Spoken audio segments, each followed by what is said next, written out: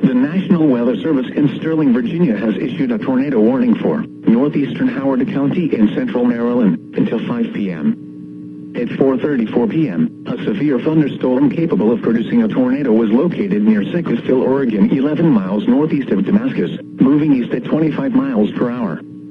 Hazard, tornado and quarter-size hail.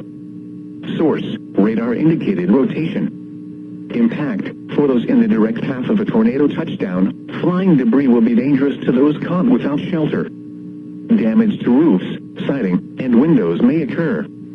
Mobile homes may be damaged or destroyed.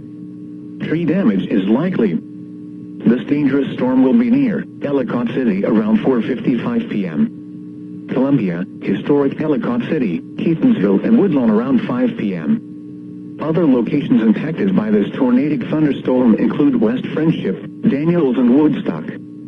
Take cover now. Move to a basement or an interior room on the lowest floor of a sturdy building. Avoid windows. If you are outdoors, in a mobile home, or in a vehicle, move to the closest substantial shelter and protect yourself from flying debris.